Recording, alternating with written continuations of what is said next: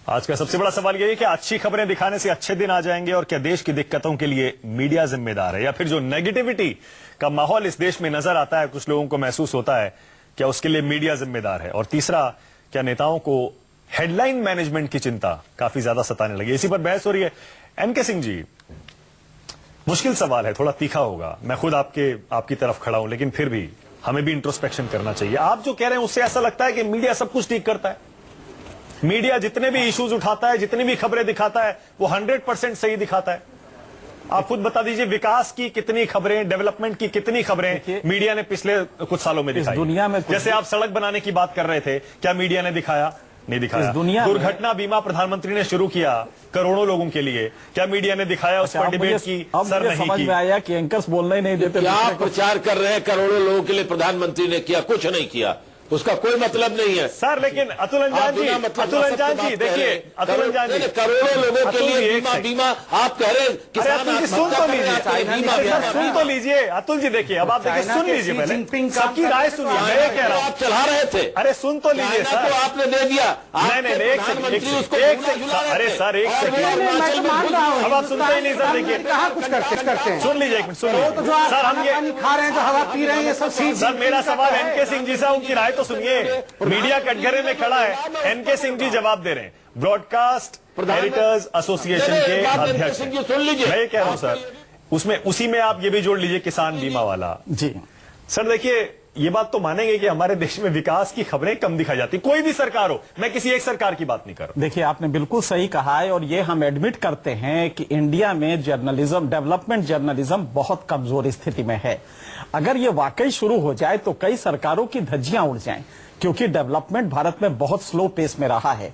तो इसलिए भारत में एडिटर्स को यह सोचना पड़ेगा, और हम लोग इसकी कोशिश भी कर रहे हैं कि डेवलपमेंट जर्नलिज्म की तरफ जाया जाए, और ये हर तीसरे दिन कोई अखलाक के यहाँ चला जाएगा, कोई पाकिस्तान भेज देता है, इसको छोड़ के हम प्योर फोकस करें। आरोप ये लगता है ना, कुछ सेंसेशनल खबर आ जाती है तो उसे हम फौरन उठा लेते हैं। नहीं, इसका भी अपनी जगह है, लेकिन आपने बिल्कुल सही कहा कि भारत में हम डेवलपमेंट जर्नलिज्म को फोकस नहीं कर रहे हैं, और शायद इसलिए नहीं कि हमारा इंटेंशन खराब है, इसलिए कि हमारी अज्ञानता है। डेवलपमेंट को लेकर हम अज्ञानता है। लेकिन जो अतुल जी कह रहे हैं, देखिए अतुल जी बिल्कुल कहें वो सही है, लेकिन ये बात सही है कि फसल बीमा योजना की जो इन्फॉर्मिटीज थी, कमजोरियां थी पिछले उसमें योजना में, उसको इस बार दूर किया गया, इसमें कोई दो राय नहीं है। एक और चीज मैं आपसे जानना चाह रहा हूं, उससे पहले कि इसको हमने हाईलाइट नहीं किया, ये बात सही है। एक और आरोप जो लगता है वो ये लगता है कि हम लोग, क्योंकि हमारी टीआरपी शहरों से और छोटे नगरों से आती है, हम उन्हीं पे फोकस करते हैं, गांव के इश्यूज को हम भूल जाते हैं, और ज्यादातर डेवलपमेंट गांव में ही स्कीम जो होती है उन्हीं को फोकस करके बनाई जाती है। लेकिन ये बहुत एहसान कहिए पिछली कांग्रेस गवर्नमेंट और वर्तमान गवर्नमेंट का, कि आज टैम मीटर्स जो पहले 8,000 होते थे पूरे देश भर के लिए, और उसमें से 6 मेट्रोपॉलिटन सिटीज में 4200 हुआ करते थे, और बाकी आप 3800 से पूरे देश को नापते थे, वो बदल गया है। आज 35,000 टैम मीटर है। अब गोपालगंज बिहार का, आजमगढ़ जहां अतुल जी यहाँ के रहने वाले हैं, वहां की भी खबरें अब आएंगी। भारत का ये मीडिया का परिदृश्य बदलने जा रहा है। टैम मीटर्स जिस दिन 50,000 हो जाएंगे, आप देखेंगे कि हमारा एक करेस्पॉन्डेंट गांव में भी बैठा है। ये थोड़ा सा चेंज करने के लिए, अभी तक वो टैम मीटर्स नहीं थे तो इसलिए दिक्कत होती थी, और ये हो रहा है। तो मुझे लगता है कि पूरा डेवलपमेंट जर्नलिज्म शायद अब वो फेज आया है कि अगले 4-5 साल में ये बदल जाए। ठीक है, लेकिन संबित पात्रा ये बताइए, वाई शूट द मैसेंजर? हम लोग तो सिर्फ जो हो रहा है वो दिखा रहे हैं, पॉजिटिव भी दिखाते हैं, वो शायद नोट कम होता है। Why shoot the messenger? क्योंकि आप लोग ही डिस्कोर्स तय करते हैं। रूलिंग पार्टी के नेता ऐसे जहर बुझे बयान देते हैं कि हमें, जैसे एनके सिंह जी बता रहे थे, कुछ अच्छी खबर भी उस दिन होती है, उसे छोड़ के उन बयानों पे जाना पड़ता है। आप उन बयानों को बंद कर दीजिए, आप देखिए पूरा डेवलपमेंट पे हम चले जाएंगे। लेकिन अगर कोई सत्ता में बैठा आदमी कहेगा पाकिस्तान भेज देंगे, तो नेचुरली वो न्यूज है, क्योंकि हमें डर लगेगा कि क्या ये नया खेल शुरू कर रहे हैं। आज जो स्टेटमेंट आया है जिसमें कहा जा रहा है कि जो भारत माता की जय नहीं कहेगा उसको जेल हो जाएगी, आप जरा सोचिए, उस आदमी को, वो मिनिस्टर है यूनियन कैबिनेट का, यूएन कैसे बोलूं सर, बोल रहे हैं संबित जी, मैंने खत्म कर दिया, थैंक यू।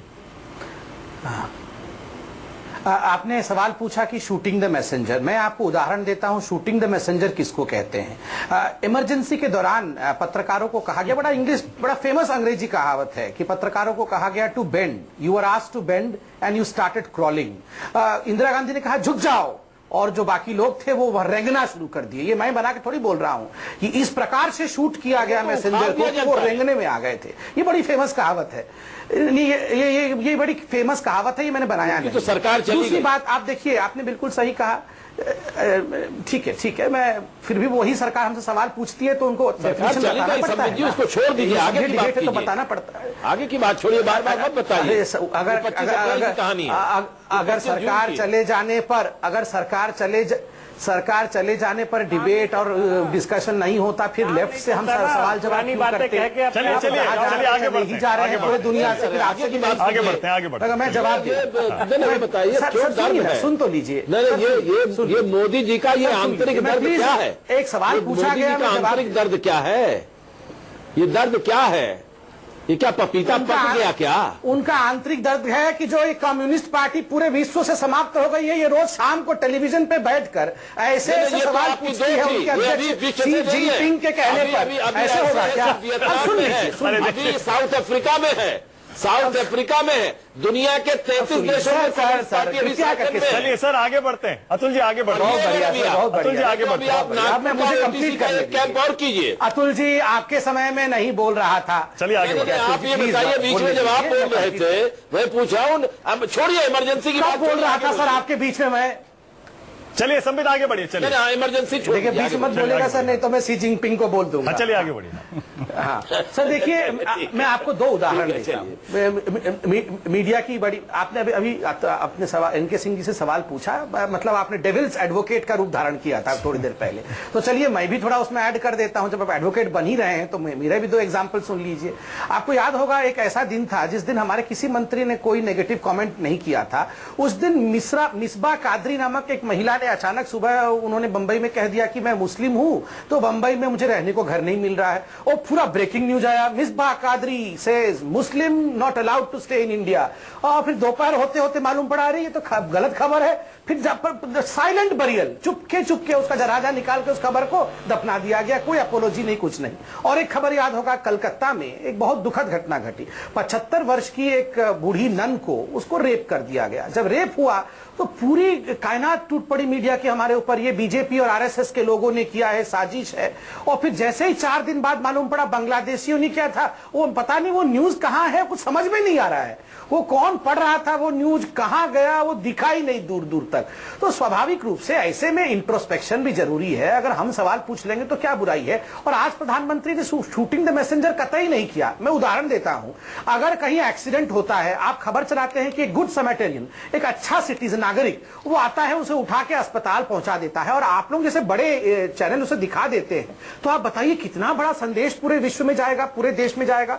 जनता बोलेगी देखो इस फलाने लड़के ने अच्छा काम किया, इसको टीवी पे दिखाया, अगली बार अगर कोई तड़पता हुआ मुझे सड़क पे नजर आएगा मैं उसे उठा के ले जाऊंगा अस्पताल। तो एक पॉजिटिव मैसेज जाएगा कि नहीं जाएगा, आप बताइए। तो कि आप देखिए जो न्यूज चैनल हम बता बड़ी बातें समझते हैं, आपके एक न्यूज से कितने करोड़ों लोग इन्फ्लुएंस होते हैं। बिल्कुल सही कहा है। पॉजिटिव कई बार इस तरह की गलतियां होती हैं, बिल्कुल कमाल हो जाएगा। संबित जी सही कह रहे हैं, कई बार इस तरह की गलतियां होती हैं कि हम तेज रफ्तार की वजह से फैक्ट्स कई बार हमारे कैजुअल हो जाते हैं, कैजुअल अप्रोच लेते हैं।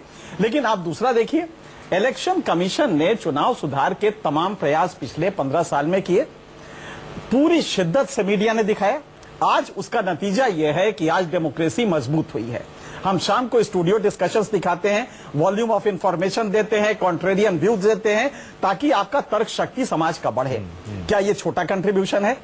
आप पॉजिटिव देखिए तो आपने पूरा जब अभियान किया मोदी जी ने स्वच्छता का, पूरी शिद्दत से मीडिया ने दिखाया, मोदी जी ने खुद तारीफ की, तो वो आप पॉजिटिव नहीं लगता है। लेकिन जब हम नेगेटिव दिखाते हैं तब ये लगता है हाँ मीडिया ये तो बड़ा गड़बड़ कर रहा है। अच्छा मीम अफजल साहब, मैं ये समझना चाह रहा हूं आपसे, क्योंकि आपका तो दशकों का एक्सपीरियंस है मीम अफजल साहब। ये हाल के दिनों में, हाल के कुछ सालों में, जिसमें आपकी सरकार के कुछ साल भी शामिल हैं, ये मीडिया मैनेजमेंट, हेडलाइन मैनेजमेंट, ये बहुत इंपॉर्टेंट हो गया है क्या मीम अफजल साहब? नहीं, मैं एक साहब मीम अफजल साहब ने जब ये कहानी बताई थी जो आज के इंडियन एक्सप्रेस में बहुत सही कही थी। जी, मैं ये कह रहा हूँ, शुक्रिया बहुत बहुत आपका अगर आपने उसको अच्छा समझा। मैं ये कह रहा हूँ कि ये जो मीडिया मैनेजमेंट की आप बात कर रहे हैं, हमारी 10 साल हुकूमत रही, 8 साल से ज्यादा बहुत सारी न्यूज आती थी, बड़ी पॉजिटिविटी भी थी।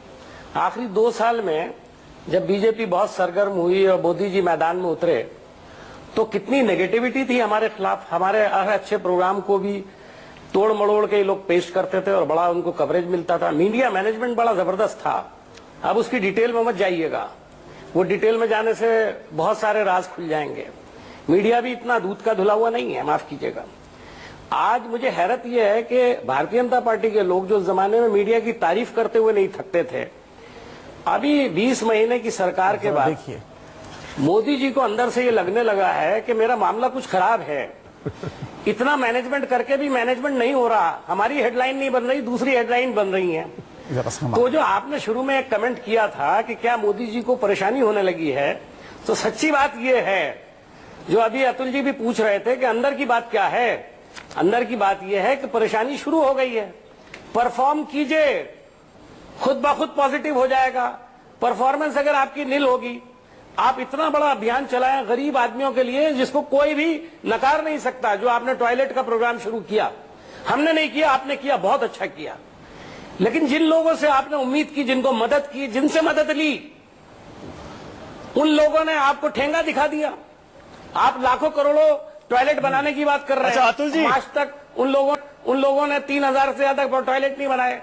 इतनी बड़ी बड़ी कंपनियां ये क्या कर रहे हैं आपके सपोर्टर्स? अब आप समझ सकते हैं, और ये बिजनेसमैन क्या कर रहे हैं? कांग्रेस का दर्द है। देख लीजिए, यही मैं कह रहा था, देख लीजिए। एक तरफ कांग्रेस का भी दर्द है कि मीडिया उस समय तो उधर नहीं, मेरा कांग्रेस के दर्द की बात नहीं कर रहा। बीजेपी का दर्द है कि नहीं मीडिया बहुत नेगेटिव दिखा रही है। हमारी प्रॉब्लम इसका मतलब है कि हम ईमानदारी से निष्ठा से काम कर रहे हैं। नहीं मतलब दर्द का मतलब थोड़ा सा है हमारा इसलिए कहना है कि दर्द है। अच्छा अतुल जी कुछ कह रहे हैं सर, मेरे पास टाइम भी खत्म हो रहा है। अतुल जी आपका एक कमेंट में लेना चाह रहा हूँ। अतुल जी मैं एक बात ये कहूं, एनके सिंह जी ने बहुत सारी बातों को सच कहा।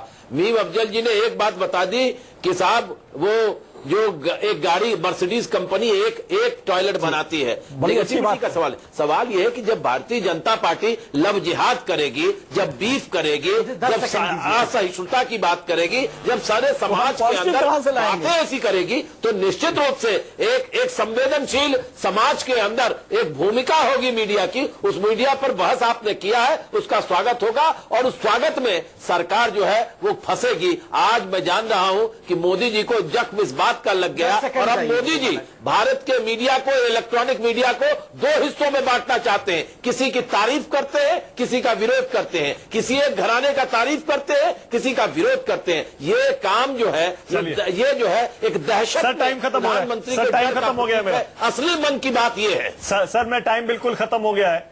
लेकिन देख लीजिए, जैसे संबित पात्रा हैं, मीम अफजल हैं, अतुल अंजान हैं। मैं 10 सेकंड ले सकता हूं? संबित जल्दी से 10 सेकंड जल्दी से।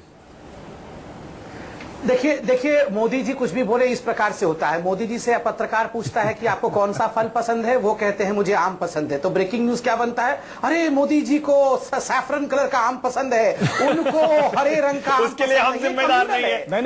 आप ही के नेता, अरे आज मोदी जी आप ही के नेता उसके लिए जिम्मेदार है। दिखाइए, चलिए मैं ये कह रहा था इनके सिंह साहब, ऐसा लगता है उसका भी बाल का खाल निकाल के यहाँ ऐसा लगता है इनके सिंह साहब हम सही रास्ते पे, जैसे आप कह रहे बिल्कुल थे, सही है। क्योंकि हर तरफ से अगर शिकायतें हैं इसका मतलब मीडिया सही आप रास्ते जरा पे। गौर कीजिए कि 18 करोड़ बीजेपी को वोट मिले थे, 12 करोड़ कांग्रेस को। इसका अगर मतलब दोनों पार्टी हमारी बुराई कर रहे तो हैं, ठीक है, फिर ठीक है। बहुत बहुत शुक्रिया संबित पात्रा, मीम अफजल साहब, अतुल अंजान, एनके सिंह, बहुत बहुत शुक्रिया इस डिबेट में शामिल होने के लिए। छोटा सा ब्रेक, देखते रहिए सब न्यूज़ 24।